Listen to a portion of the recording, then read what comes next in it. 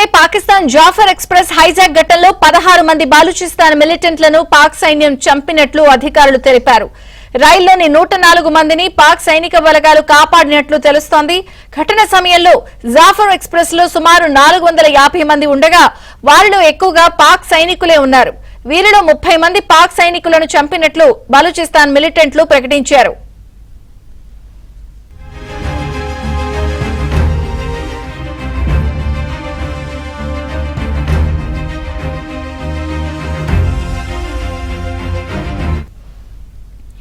అయితే పాకిస్తాన్ లో ఎక్స్ప్రెస్ రైలు హైజాక్ చేసిన ఘటనలో బిఎల్ఏ నరమేధం సృష్టించింది. ఉదయం 450 మందితో వెళ్తున్న రైలును బలూచిన్ లిబరేషన్ ఆర్మీ హైజాక్ చేసింది. ఇదిలా ఉంటే పాకిస్తాన్ కనుక మిలిటరీ యాక్షన్ చేపడితే ప్రయాణికులు అందరినీ చంపేస్తామని మిలిటెంట్లు హెచ్చరించారు.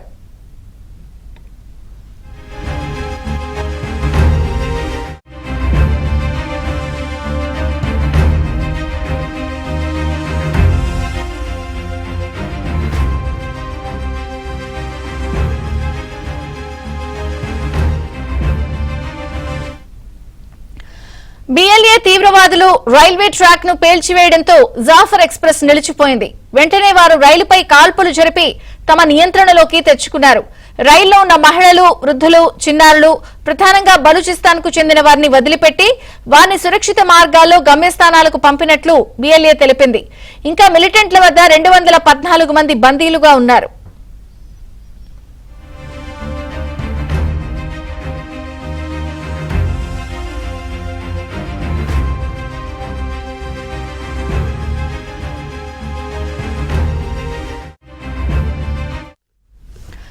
అయితే తమపై ఏదైనా సైనిక చర్యకు మాత్రం ప్రయత్నిస్తే బందీలందరినీ చంపేస్తామని మిలిటెంట్లు బెదిరించారు.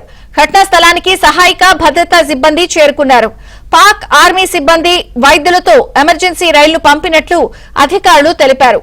బందీలను కాపాడేందుకు సైనిక చర్య ప్రారంభించామని, చివరి ఉగ్రవాదిని మట్టుబెట్టే వరకు ఇది కొనసాగుతుందని భద్రతా బలగాలు వెల్లడించాయి.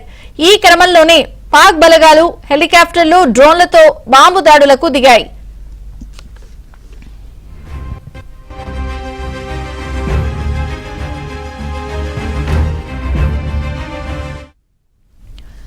అయితే భద్రతా బలగాలు వైమానిక దాడులను ఆపకపోతే బందీలను చంపేస్తామని బిఎల్ఏ హెచ్చరించింది.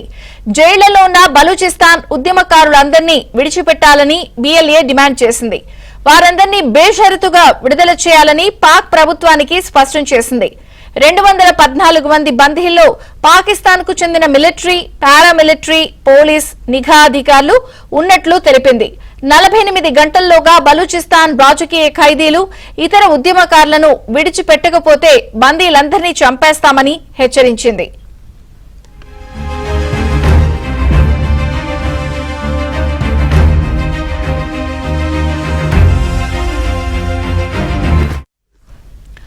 బలూచిస్తాన్ వేర్పాటువాదులు పాక్ లో వరుసగా దాడులకు పాల్పడుతున్నారు. పోలీస్ స్టేషన్లు, రైల్వే మార్గాలు, వాహనాలపై దాడులు చేస్తున్నారు.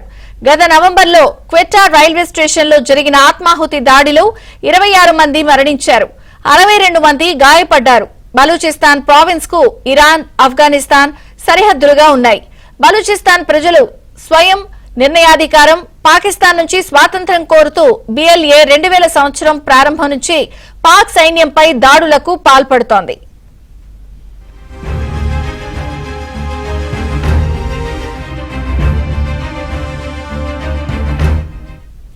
పాక్ తో పాటు అమెరికా, యూకేలు బిఎల్ఏను ఉగ్ర సంస్థగా ప్రకటించాయి. చైనా చేపట్టిన చైనా పాకిస్తాన్ ఆర్థిక కారిడార్ బలూచిస్తాన్ గుండా వెళ్తూ ఉండడం ఈ దాడులకు ప్రధాన కారణం. ఆర్థిక వృద్ధికి సిపెక్ తోడ్పడుతుందని పాకిస్తాన్ చెప్తూ ఉండగా తమ ప్రాంత వనరులను కొల్లగొట్టడానికి ఇదో ఎత్తుగడ అని స్థానికులు ఆరోపిస్తున్నారు.